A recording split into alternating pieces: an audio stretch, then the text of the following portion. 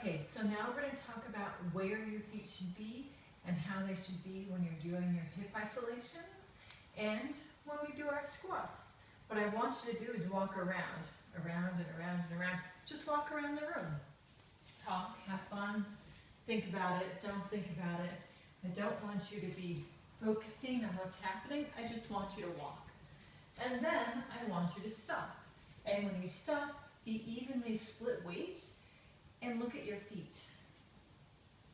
And you should see, are your feet naturally straight? Is one naturally turned out? Is the other turned out more?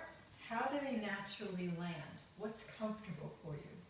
And this is how I want your feet to be when you're doing hip lifts and drops, when we do Mayas and figure eights, when we do all of our belly dance stuff. I want your feet to be in natural position. Now when you're doing this, you have to make sure when you do hip lifts and drops that your knees still track over your feet. I'll lift my sexy pants up so you can see my freshly shaved legs. All right, so if I have a turnout, my knee still needs to track over my foot. So when I'm doing hip lifts and drops and I have that slight plie, my knee goes over my foot. If it's got a turnout, I turn out. So that way, you know the foot rotation comes from your hip socket. Yes? If your knee is tracking forward, that's bad news and you're going to get injured.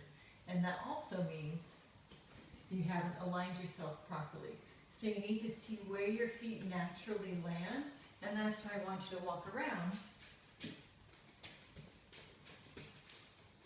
like little minions and stop and see what happens to your feet. And make sure, like I said, with your hip lifts and drops and everything we do, your knee tracks over your foot.